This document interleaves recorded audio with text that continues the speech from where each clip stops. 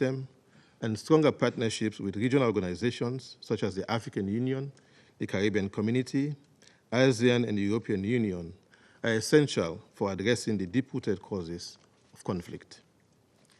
Mr. President, poverty and conflict, in particular in Africa, are often exacerbated by external competition for natural resources. The intensifying race for the critical minerals and rare earth elements essential for the green and digital transitions has become a significant driver of instability and conflict. External actors, including non-state actors, have in some cases fueled tensions, prolonged armed conflicts, and undermined national sovereignty. As our lived experience demonstrates, illicit resource exploitation and violence are devastatingly linked. We therefore call for a stronger international framework and certification mechanism on natural resource governance to promote responsible sourcing, break the resource conflict link, and ensure natural wealth supports sustainable development. We also encourage stronger partnerships with the IFIs, recognizing that economic transformation is a cornerstone of peace. Mr. President, poverty eradication and sustainable development are central to conflict prevention. In debates on the new agenda for peace, we have underscored in this chamber the need for comprehensive, inclusive, and people-centered national prevention strategies aligned with the sustainable development. As we approach the 80th anniversary of the United Nations, we're reminded that the vision of the Charter was not merely to end wars, but to build the conditions for lasting peace through the economic and social advancement of all peoples. Against this backdrop, Sierra Leone wishes to highlight 4 points. First, a call for inclusive global governance. A rules-based system that is inclusive, representative, and responsive is vital. A participatory and inclusive approach to sustainable development must be employed, with women and youth as major constituents. Africa and the Global South must have a greater voice in decision-making to harness opportunities for investment, partnerships, and economic transformation. Reform of the Security Council and global financial institutions is essential to ensure equity and effectiveness. Second, mainstreaming integrated strategies for peace and development. The UN must promote a coherent approach that recognizes the interconnectedness of peace-building, development, and humanitarian action. We emphasize the critical role of resident coordinators, the convening role of the Peace-Building Commission, and the contributions of UN country teams in delivering effective, context-specific strategies. Third, mandating outcome-oriented peace operations.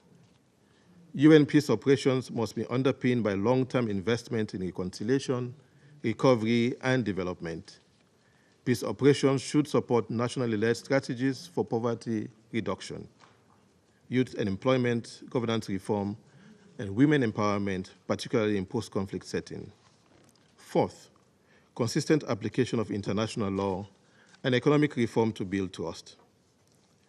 The international community must pursue fair trade, equitable financing, and debt reform. As we have heard and briefed, every investment in prevention saves up to 100 in response.